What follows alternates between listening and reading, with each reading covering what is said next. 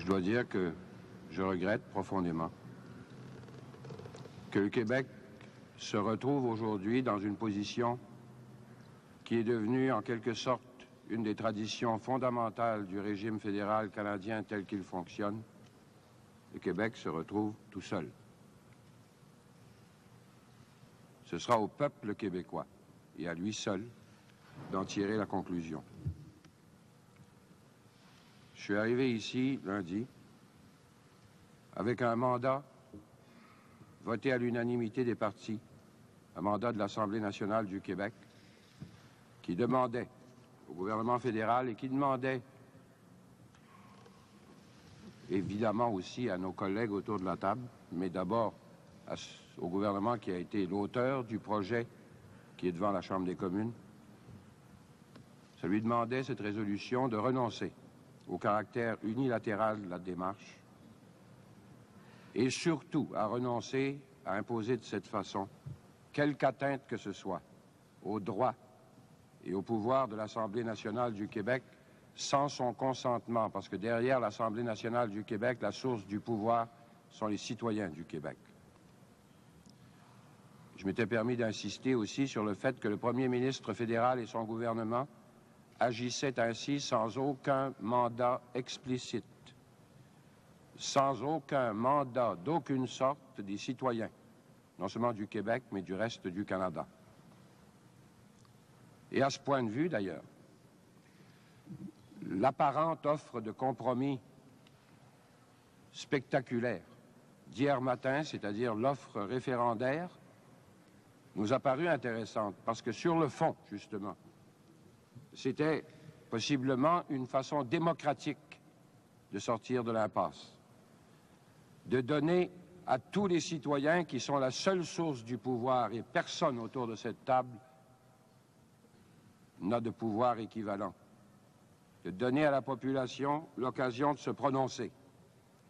Et c'était en même temps la seule proposition fédérale qui puisse respecter le mandat que nous avions reçu de l'Assemblée nationale du Québec. Dès hier après-midi, le premier ministre fédéral s'est en quelque sorte employé à détruire lui-même cette offre à mesure qu'il la précisait. Pourtant, si M. Trudeau était sérieux, s'il était sincère et sans détour à ce moment-là, il pourrait renoncer à nous imposer ce projet à nous du Québec d'une façon qui, pour nous du Québec, demeure toujours unilatérale. Il pourrait, dans cette perspective, tenir son fameux référendum. Rien ne l'empêche de le faire. Il n'a besoin de l'accord d'aucun d'entre nous autour de cette table. En tout cas, sans ça, pour notre part, nous devrons constater que M. Trudeau a choisi délibérément, pour obtenir l'adhésion du Canada anglais, une démarche qui a pour effet d'imposer de force au Québec une diminution de ses pouvoirs et de ses droits sans son consentement, alors que tous les partis représentés à l'Assemblée nationale ont déjà à l'unanimité rejeté cette formule. À propos de la formule d'amendement qui est là devant nous, signée par les 10 autres gouvernements, il n'y a plus, à toutes fins utiles, ce qui, depuis 114 ans, depuis le début de la Confédération, a représenté la garantie essentielle de la protection des droits et des pouvoirs du Québec, c'est-à-dire une forme valable et non pas une forme punitive de droit de veto. En ce qui concerne la mobilité, qui est la traduction constitutionnelle de l'effort que faisait le gouvernement fédéral l'an dernier pendant toutes les négociations pour imposer des pouvoirs centralisateurs sur l'économie. En ce qui concerne la mobilité, la formule qui est là devant nous risque toujours d'écorcher nos compétences législatives dans ce domaine dont le peuple québécois, autant que quiconque, a besoin. Et finalement, en ce qui concerne notre compétence exclusive en éducation, on nous a laissé le droit de ne pas nous le faire imposer, mais en enlevant 4 lignes dans le projet qui a été proposé ce matin à la conférence à huis clos, on introduit un élément de chantage permanent sur le Québec en ce qui concerne la renonciation éventuelle de sa compétence exclusive et de son droit exclusif de décider ce qu'il fait dans le domaine de sa culture, de son identité et à la source de tout ça dans le domaine de l'accès à ses écoles. J'ai bien entendu tout à l'heure les intentions de bonne volonté à ce point de vue du premier ministre fédéral. On pourrait prendre le temps de trouver des meilleures formules, on pourrait peut-être ajuster ceci ou ça. Je vous donne ma parole ou quelque chose du genre que je vais m'y employer. Seulement, au cas où on ne le saurait pas, à moins que ça ait changé, l'avis a été donné ce matin vers 11 heures que la Chambre des communes ouvre le débat soi-disant final sur cette résolution dès demain matin. Et je ne vois pas très bien, après les 4 jours que nous venons de passer ici, comment concrètement pourrait se réaliser, je m'excuse, Monsieur le Premier ministre fédéral, je ne vous ai pas interrompu un seul instant. Pas demain? Quand? Enfin, c'est ce que vous avez dit hier. Non, non. Hier, quand il n'y avait pas d'entente. Ah bon, hier, c'était ça? Il n'y avait pas d'entente hier. D'accord. Il y en a une ce matin. D'accord, on verra. De toute façon, vu que ça va changer profondément, la résolution, le projet fédéral qui est devant la Chambre des communes, il n'y a plus aucune raison pour que ce débat soit artificiellement limité à 2 jours. Et je fais appel, en particulier aux Québécois, je fais appel aux Québécois dans les 2 chambres fédérales, de quelque parti qu'ils soient, de ne pas expédier manu militari en 2 jours un projet qui a été chambardé comme ça et qui continue de brimer profondément les droits du Québec. Pourtant, nous sommes venus ici pour négocier de bonne foi. On n'a pas hésité à participer à des offres de compromis, à partir desquelles il nous paraissait possible, jusqu'à la dernière minute de la journée d'hier, d'arriver à des consensus qui pourraient satisfaire tout le monde, y compris nous du Québec. J'ai d'abord, voici jusqu'où nous sommes allés très rapidement dans les grandes lignes. J'ai d'abord posé la question évidente qui découlait de la motion de l'Assemblée nationale au premier ministre. Est-ce que vous êtes prêt à renoncer à l'unilatéralisme et de toute façon à renoncer à enlever quelque pouvoir que ce soit et quelque droit que ce soit au Québec sans son consentement? La réponse est devant nous dans un accord des 10 autres gouvernements. Cette réponse, c'est non. J'ai demandé ensuite si l'accord qui avait été conclu entre 8 provinces depuis le mois d'avril 81 ne serait pas une façon honorable d'en sortir, c'est-à-dire ce fameux rapatriement qui est devenu une obsession symbolique, et aussi une formule d'amendement qui respecterait en pratique le droit de veto du Québec, sans rien changer à ses droits et à ses pouvoirs reconnus depuis 114 ans. Et tout le reste attendant une nouvelle négociation. La réponse est devant nous, c'est non. Nous avons ensuite participé avec les mêmes 7 autres provinces, à 8, à la mise au point d'un nouveau compromis, incluant cette fois une partie substantielle du projet de charte, mais une partie de cette charte qui ne pouvait brimer d'aucune façon, à notre avis, nos droits et nos pouvoirs québécois. Ça a été présenté au premier ministre fédéral, comme on le sait, ce compromis. La réponse, on la connaît, ça a été non. Puis, le premier ministre fédéral lui-même, je l'ai évoqué dans une démarche surprenante et qui paraissait prometteuse au départ, a prétendu ouvrir sur une solution référendaire. Mais il y a attaché lui-même de telles conditions que c'est devenu en réalité un pur ballon fabriqué pour être dégonflé. Et finalement, ce matin, avant de quitter la séance, j'ai posé 2 questions finales, quant à nous, au premier ministre fédéral et à tous nos collègues ici. Et ces questions étaient celles-ci. Premièrement, vous avez proposé hier qu'à défaut de consensus, ce projet fédéral n'entre pas en vigueur, ni quant à la formule d'amendement, ni quant à la charte des droits, puisque sans l'appui de la majorité du peuple québécois, parce que dans votre formule référendaire que vous proposiez hier, Il s'agissait d'un référendum dans le cadre qui a toujours été la tradition au Canada, c'est-à-dire sur la base des 4 grandes régions dont le Québec en constitue une à lui seul.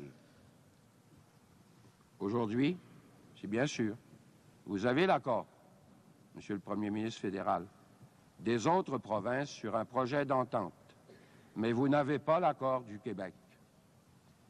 Vous n'avez pas donc le consensus du tout, au sens où ça vous paraissait nécessaire dans la perspective référendaire que vous avez vous-même définie. Est-ce que vous seriez prêt à vous engager à ne pas imposer ce projet avant qu'il ait été soumis au peuple du Québec et que ce peuple ait accepté majoritairement? La réponse a été non. Bien sûr, on garde, nous, le droit de consulter le peuple du Québec. Finalement, pour arriver à un dernier point, et c'est ma dernière question et la dernière contribution qu'on a faite à cette négociation, j'ai demandé ceci. Vous-même, Monsieur le Premier ministre fédéral, et plusieurs de nos collègues, d'une façon bien sentie, éloquente même, et qui nous a paru sincère en cours de route, vous avez reconnu que depuis 114 ans, pour des raisons qui constituent toute la dualité canadienne, vous avez reconnu que le Québec devait avoir cette garantie fondamentale que représentait son droit de veto en ce qui concerne ses droits et ses pouvoirs qui sont déjà dans la Constitution actuelle. Il était entendu entre 8 provinces, dans un accord signé, que ce droit de veto pouvait raisonnablement être maintenu. Nous l'avons accepté, même si nous avons été critiqués comme gouvernement. Pouvait raisonnablement être maintenu à condition que si on décidait de l'exercer, ce droit, il y aurait une compensation financière, qu'on ne soit pas pénalisé pour avoir exercé un droit de veto. Maintenant, cet accord est émasculé complètement. 10 gouvernements viennent de signer une entente qui comporte pour le Québec un droit d'opting out, comme on dit en anglais, un droit d'option en ce qui concerne tout changement à ses droits et ses pouvoirs, mais nous serons pénalisés financièrement à chaque fois si c'est la volonté du gouvernement fédéral. On a même, heureusement ou malheureusement, eu la pudeur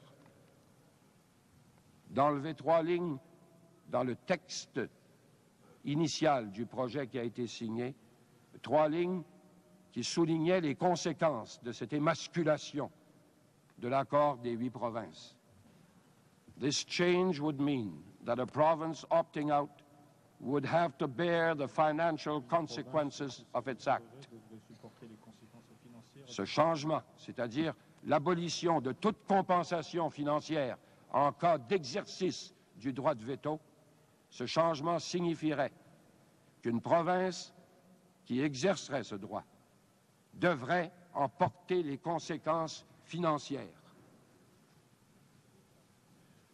Il est évident, à partir de là, que même si elles ont été enlevées, ces 3 lignes représentaient bien, définissaient bien clairement l'esprit et les conséquences de votre projet commun maintenant. En terminant, je voudrais remercier pour le temps où nous avons été ensemble et où j'ai eu l'impression que c'était une collaboration qui pouvait même acquérir un certain caractère permanent.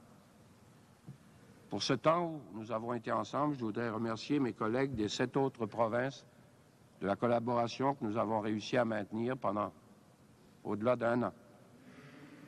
Mais les bonnes choses, semble-t-il, ont toujours une fin. Aujourd'hui, le Québec revient à sa position traditionnelle, hélas. C'est pas nous qui l'avons cherché.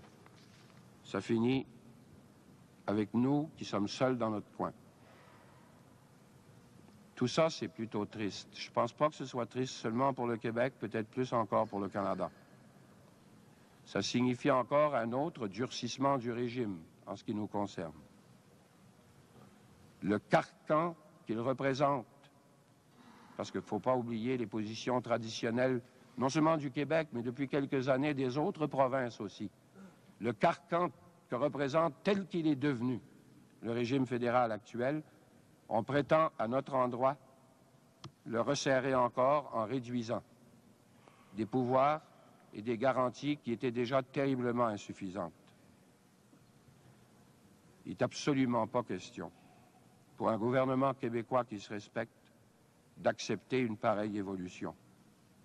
Jamais le gouvernement actuel du Québec, ni votre serviteur, ne capituleront là-dessus.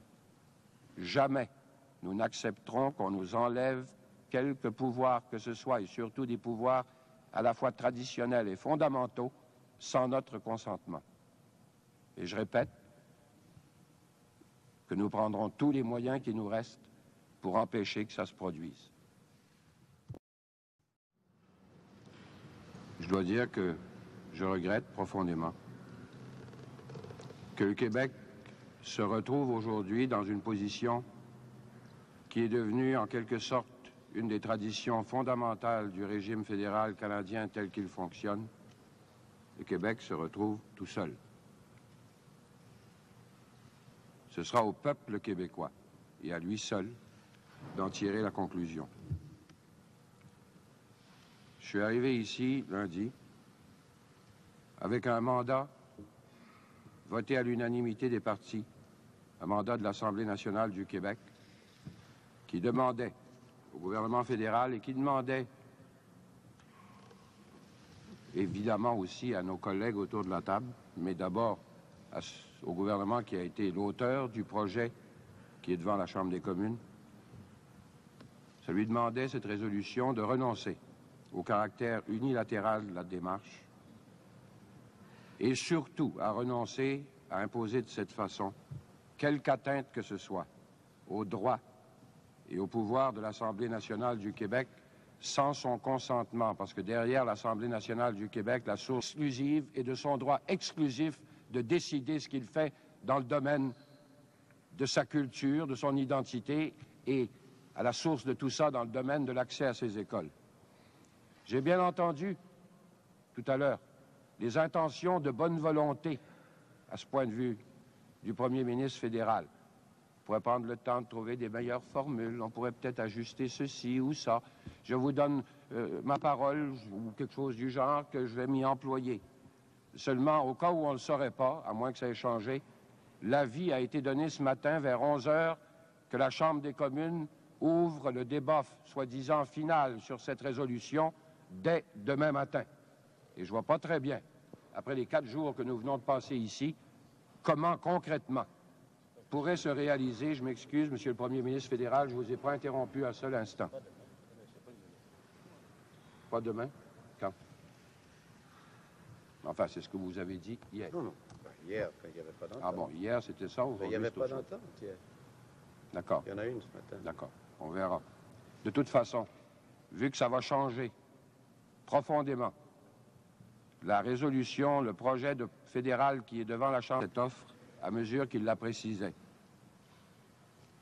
Pourtant, si M. Trudeau était sérieux, s'il était sincère et sans détour à ce moment-là, il pourrait renoncer à nous imposer ce projet à nous du Québec d'une façon qui, pour nous du Québec, demeure toujours unilatérale.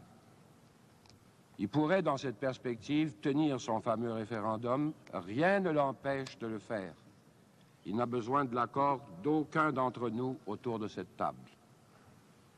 En tout cas, sans ça, pour notre part, nous devrons constater que M. Trudeau a choisi délibérément, pour obtenir l'adhésion du Canada anglais, une démarche qui a pour effet d'imposer de force au Québec une diminution de ses pouvoirs et de ses droits sans son consentement, alors que tous les partis représentés à l'Assemblée nationale ont déjà à l'unanimité rejeté cette formule. À propos de la formule d'amendement qui est là devant nous, signée par les 10 autres gouvernements, il n'y a plus, à toutes fins utiles, ce qui, depuis 114 ans, depuis le début de la Confédération, a représenté la garantie essentielle de la protection des droits et des pouvoirs du Québec, c'est-à-dire une forme valable et non pas une forme punitive de droit de veto. En ce qui concerne la mobilité, qui est la traduction constitutionnelle de l'effort que faisait le gouvernement fédéral l'an dernier pendant toutes les négociations pour imposer des pouvoirs centralisateurs sur l'économie. En ce qui concerne la mobilité, la formule qui est là devant nous risque toujours d'écorcher nos compétences législatives dans ce domaine dont le peuple québécois, autant que quiconque, a besoin. Et finalement, en ce qui concerne notre compétence exclusive en éducation, on nous a laissé le droit de ne pas nous le faire imposer, mais en enlevant 4 lignes dans le projet qui a été proposé ce matin à la conférence à huis clos, on introduit un élément de chantage permanent sur le Québec en ce qui concerne la renonciation éventuelle de sa compétence du pouvoir sont les citoyens du Québec. Je m'étais permis d'insister aussi sur le fait que le premier ministre fédéral et son gouvernement agissaient ainsi sans aucun mandat explicite, sans aucun mandat d'aucune sorte des citoyens, non seulement du Québec, mais du reste du Canada. Et à ce point de vue, d'ailleurs, l'apparente offre de compromis spectaculaire d'hier matin, c'est-à-dire l'offre référendaire, nous a paru intéressante parce que sur le fond, justement, c'était possiblement une façon démocratique de sortir de l'impasse, de donner à tous les citoyens qui sont la seule source du pouvoir et personne autour de cette table n'a de pouvoir équivalent, de donner à la population l'occasion de se prononcer. Et c'était en même temps la seule proposition fédérale qui puisse respecter le mandat que nous avions reçu de l'Assemblée nationale du Québec. Dès hier après-midi, le premier ministre fédéral s'est en quelque sorte employé à détruire lui-même